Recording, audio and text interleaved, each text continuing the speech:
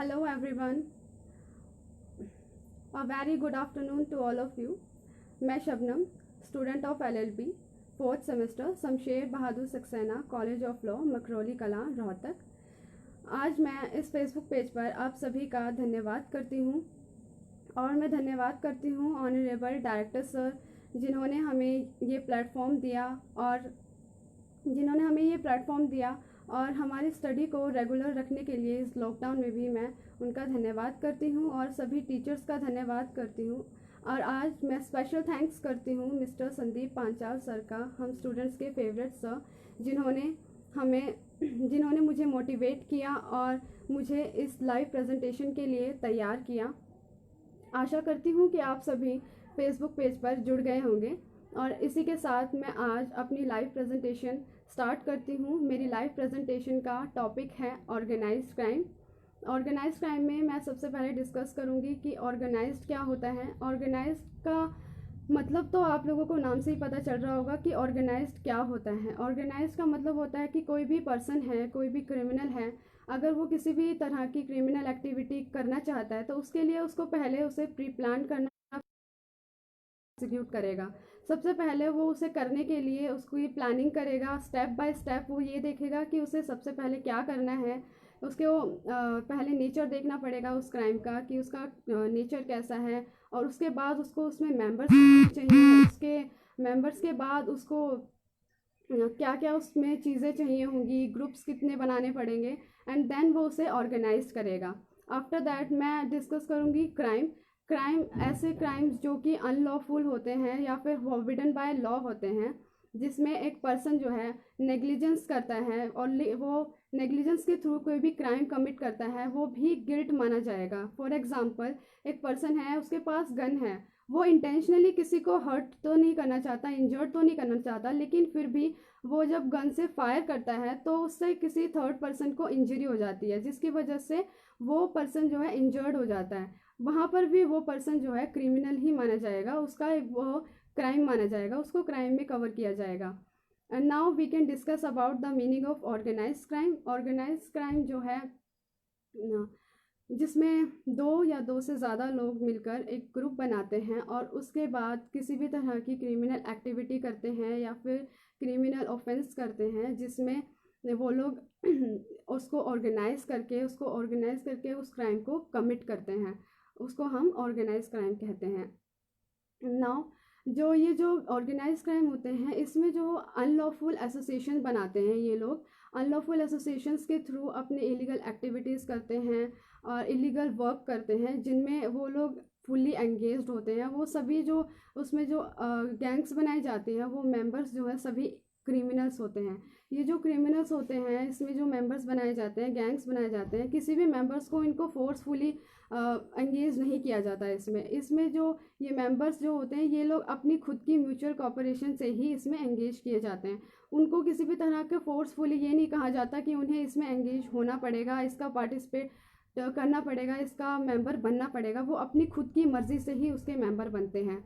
Now मैं बताना चाहूँगी कि ये जो ग्रुप्स होते हैं, ये ग्रुप्स जो हैं क्रिमिनल्स के द्वारा ही बनाए जाते हैं। एक क्रिमिनल ही इनका बॉस होता है, इनका लीडर होता है और वही इन ग्रुप्स को बनाता है। इसमें एक तरह की हायरार्की होती है, सीरीज़ होती है, जिसमें पहले बॉस आते हैं, फिर लीडर्स आते हैं एंड देन मेंबर्स आते हैं। ये जो बॉस और लीडर्स होते हैं, लीडर्स जो हैं अकॉर्डिंग टू बॉस काम करते हैं और जो बॉस होते हैं वो लीडर्स को और मेंबर्स को अपने अकॉर्डिंगली काम करवाते हैं। ये जो बॉस की ये अपनी खुद की मर्ज़ी होती है कि वो अपने काम जो है खुद करना चाहता है या फिर उन ग्रुप्स के लीडर्स से करवाना चाहता है, ये उसके खुद के ऊपर डिपेंड करता है। लेकिन जो लीडर होता है, लीडर को वो काम करना ही पड़ता है, उसको अपने मेंबर्स को अपने प्लानिंग के अकॉर्डिंग ही समझाना भी पड़ता है, उसको प्लान भी करना पड़ता है और अपने मेंबर्स को उसके अकॉर्डिंग काम करने के लिए बोलता है। और ये जो ग्रुप्स बनाए जाते हैं, ये ग्रुप्स जो हैं अपने अलग अलग ग्रुप्स बनाते हैं, क्योंकि इनको पता होता है कि इन्हें अलग अलग ग्रुप्स बनाने की वजह से ये अलग अलग क्राइम्स करते हैं, अलग अलग इनके मेंबर्स होते हैं।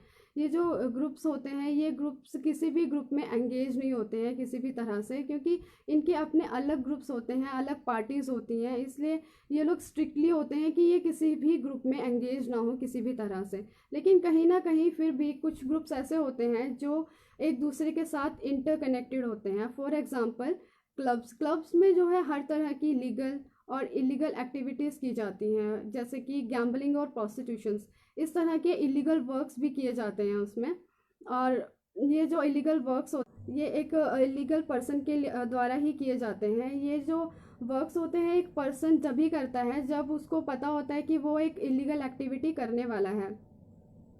ऐसे में वो उस चीज़ में एंगेज हो जाते हैं। वो पर्सन्स जो हैं उनको पता होता है कि वो एक दूसरे के साथ कनेक्टेड नहीं है, उनको पता होता है उनके अपने खुद के ग्रुप्स हैं, मेंबर्स हैं, वो फिर भी उस चीज़ में एंगेज होते हैं।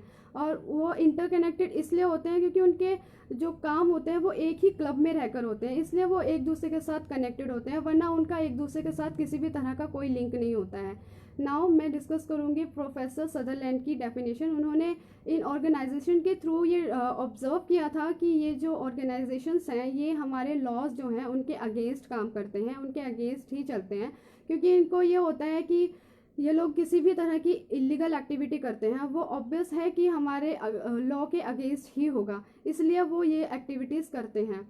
ये जो पर्सन्स होते हैं ये हैबिचुअल क्रिमिनल्स होते हैं, इनको पता होता है कि ये लोग जो क्राइम कर रहे हैं उस क्राइम के लिए वो हैबिचुअल हैं। फॉर एग्ज़ाम्पल एक पर्सन है, उसे चोरी करने की आदत है और वो बार बार चोरी करता है, वो हम उसे उसके हैबिट मान लेते हैं, या फिर उसको उस चीज़ के लिए नॉलेज हो जाती है, या फिर एक्सपीरियंस हो जाता है, हम उसे कुछ भी कह सकते हैं, लेकिन फिर भी हम वो पर्सन एक हैबिचुअल क्रिमिनल ही कहा जाएगा, क्योंकि उसको इस चीज़ की आदत हो जाती है और ये जो पर्सन्स होते हैं ये पर्सन्स अपनी रिलेशंस अच्छे बना कर रखते हैं पुलिस वालों के साथ, एडमिनिस्ट्रेशंस के साथ, क्योंकि इन्हें पता होता है कि ये इलीगल एक्टिविटीज़ कर रहे हैं और इनको इन एक्टिविटी के करते वक्त हो सकता है किसी भी तरह की प्रॉब्लम्स को फेस करना पड़े, इसलिए वो पहले ही अपने गुड रिलेशंस बना कर रखते हैं पुलिस वालों के साथ, ताकि वो उन चीज़ों से ईजिली निकल सकें। उनको जो इलीगल एक्टिविटीज़ वो करते हैं उस दौरान वो उनको ये डर रहता है कि उनके मेंबर्स कहीं ना कहीं अरेस्ट हो जाएं या फिर डिटेन कर लिए जाएं पुलिस वालों की वजह से, इसीलिए वो अपने पुलिस वालों के साथ अपने एमिकेबल रिलेशंस बनाकर रखते हैं ताकि उनको किसी भी तरह की प्रॉब्लम फेस ना करनी पड़े। और उसके बाद हम लोग डिस्कस करेंगे नेचर ऑफ ऑर्गेनाइज क्राइम।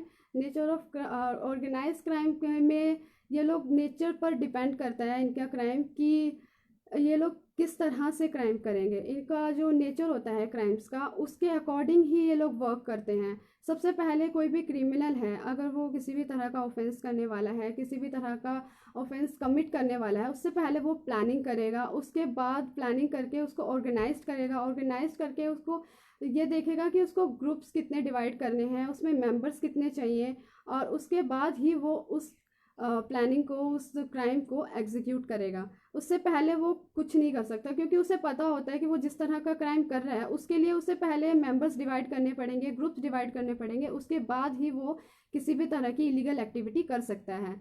ये जो पर्सन्स होते हैं ये लोग पहले नेचर्स को ही देखते हैं। फॉर एग्जांपल गैम्बलिंग और स्मगलिंग में ज़्यादा लोगों की ज़रूरत नहीं पड़ती है, लेकिन फिर भी डकैती में ज़्यादा लोगों की ज़रूरत पड़ती है, जैसे कि 8 या 9 लोगों की। उन लोगों को पता होता है कि 8 या 9 लोग हमें डकैती के लिए काफ़ी हैं, इसीलिए वो लोग 8 या 9 मेंबर्स को अपने ग्रुप में ऐड करते हैं और उसके बाद अपने क्राइम को कमिट करते हैं। Now we can discuss about the characteristics of organize crime. Organize crime का फर्स्ट कैरेक्टरिस्टिक है number of members. Number of members का मतलब कि कितने मेंबर्स होने चाहिए। उस दौरान वो लोग ये देखते हैं सबसे पहले नेचर के थ्रू कि उसमें मेंबर्स कितने होने चाहिए। एक क्राइम अगर वो कर रहे हैं तो उसका नेचर कैसा है, नेचर के अकॉर्डिंग ही उसको एग्जीक्यूट करते हैं, उसके बाद ही वो मेंबर्स को डिवाइड करते हैं और उसके बाद अपने क्राइम को कमिट करते हैं। And then the second point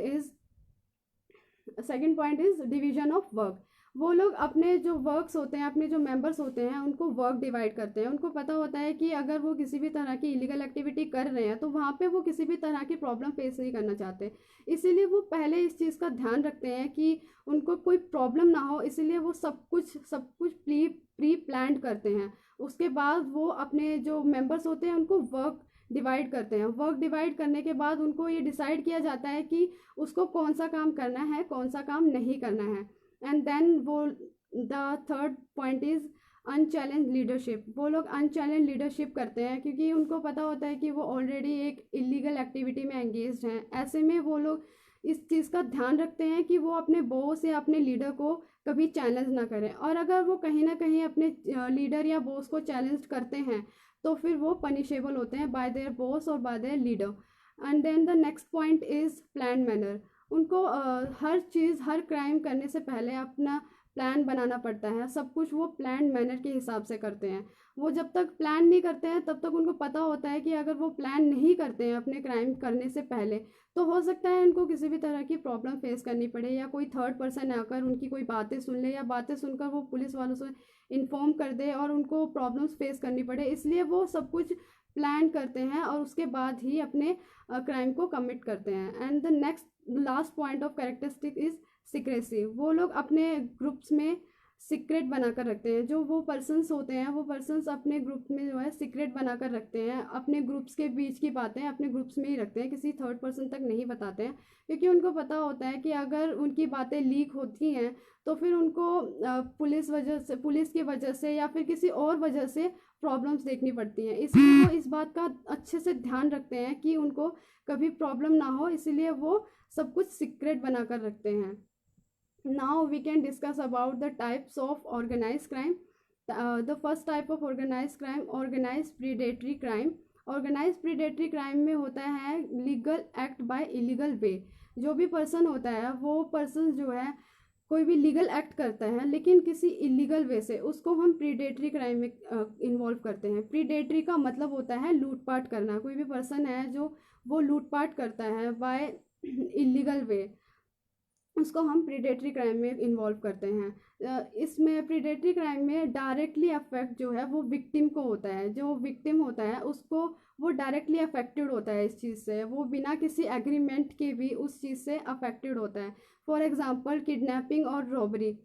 kidnapping और रॉबरी में एक पर्सन है जो वो विक्टिम है और विक्टिम को डायरेक्टली अफेक्ट होता है। जैसे कि अगर किडनैपिंग के थ्रू उसको किसी फैमिली मेम्बर को, किसी उसके बेबी को या फिर उसके किसी फैमिली मेम्बर को वो किडनैप कर लेते हैं और वो लोग किसी भी फिरौती के लिए उसको फ़ोन करते हैं, तो जो विक्टिम होता है उसको हर तरह से इंजरी होती है, उसको वो हर तरह से अफेक्ट होता है उस चीज़ से।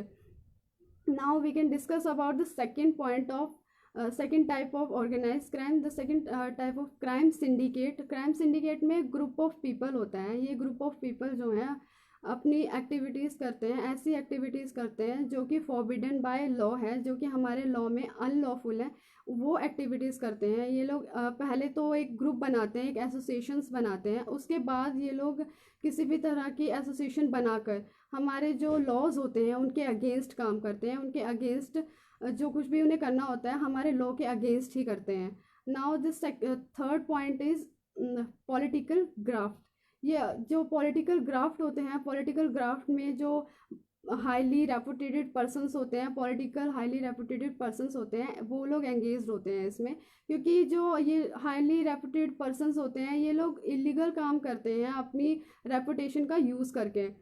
जैसे कि मैं एग्जांपल लेना चाहूँगी, 2017 में एसएससी का एग्ज़ाम होने वाला था, एग्ज़ाम हुआ था, उसमें बच्चों ने एग्ज़ाम्स तो दिए लेकिन लीक होने की वजह से उस एग्ज़ाम को कैंसिल कर दिया गया, जिसकी वजह से जो स्टूडेंट्स जो रियली डिज़र्विंग स्टूडेंट्स थे उनको 2 साल और वेट करना पड़ा उस एग्ज़ाम के लिए, और 2019 में वो एग्ज़ाम हुआ। उसके बाद उन बच्चों ने वो एग्ज़ाम दिया, जिसकी वजह से बच्चों के फ्यूचर पे भी और उनके मेंटली भी उनको बहुत अफेक्ट हुआ था उस चीज़ के लिए, क्योंकि जो रियली डिज़र्विंग स्टूडेंट्स थे उनको उस चीज़ के लिए बहुत इफेक्ट हुआ था। जो डिज़र्विंग स्टूडेंट्स नहीं हैं फिर भी पॉलिटिकल हाईली रेपुटेड पर्सन्स की वजह से वहाँ पर वो चीज़ें लीक हो गई, और लीक होने की वजह से बच्चों को काफ़ी नुकसान हुआ था।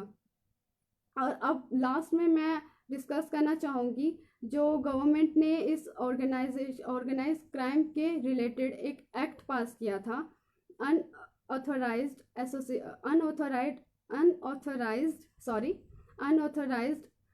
एसोसिएशन, सॉरी मैं भूल गई, unlawful activities prevention act 1967 act पास किया था। इस एक्ट में जो है ये कहा गया था कि जो भी अनलॉफुल एसोसिएशंस हैं, यूनियंस हैं, वो जो बनाई जा रही हैं उनको बैन कर दिया गया था इस एक्ट के बाद। इस एक्ट के बाद गवर्नमेंट ने साफ साफ ये कहा था कि जो भी अनलॉफुल एसोसिएशंस बनाई जाएंगी, अनलॉफुल यूनियंस बनाई जाएंगी, उनको बैन कर दिया जाए। इसमें आर्टिकल 19 के बारे में डायरेक्टली बताया गया है कि आर्टिकल 19 जो है उसमें freedom of speech and expressions के बारे में था। फ्रीडम ऑफ स्पीच के बारे में ये क्लियरली बोला था कि किसी भी पर्सन्स को जो है बोलने की आज़ादी है और वो आज़ादी से बोल सकता है। ऐसे में लोग इस चीज़ का फ़ायदा उठाने लगे थे, इसलिए गवर्नमेंट ने इसको रिस्ट्रिक्टेड कर दिया। जो 16th अमेंडमेंट कॉन्स्टिट्यूशन में आया था उसके बाद जो आर्टिकल 19 है उसको रिस्ट्रिक्टेड कर दिया गया। रिस्ट्रिक्टेड करने के बाद उसके जो रूल्स थे उनको थोड़ा सा रिस्ट्रिक्टेड कर दिया गया ताकि लोग जो हैं इस राइट का फ़ायदा ना उठाएं। किसी भी तरह की पीसफुल असेंबली बनानी है या फिर किसी भी तरह की लीगल असेंबली बनानी है वो अब एक्सेप्टेड है, लेकिन अगर कोई भी पर्सन जो है अनलॉफुल एसोसिएशंस बनाते हैं, अनलॉफुल यूनियंस बनाते हैं, उनको उस एक्ट के थ्रू बैन कर दिया गया था। इसमें जो सरकार थी उसको ये बताया गया था कि सरकार जो है उसको डायरेक्टली पावर दी गई थी कि सरकार के पास ये डायरेक्टली पावर थी कि उनको अगर लगता है कि किसी भी तरह की अनलॉफुल एसोसिएशंस बनाई जा रही हैं या फिर यूनियंस बनाई जा रही हैं, ऐसी एसोसिएशंस को वो बैन कर दें, डायरेक्टली बैन कर दें। अगर उनको ऐसा कुछ लगता है कि वो एसोसिएशंस सही नहीं कर रही हैं, फिर कंट्री के अगेंस्ट किसी भी तरह का काम कर रही हैं वो एसोसिएशंस, तो फिर वो उनको डायरेक्टली बैन कर सकती है। It's all about my organize crime, it's all about my topic organize crime. मैं आशा करती हूँ कि आप सभी को मेरा टॉपिक पसंद आया होगा और आज इसी के साथ मैं अपनी लाइव प्रेजेंटेशन समाप्त करती हूँ। घर में रहें, सुरक्षित रहें। धन्यवाद।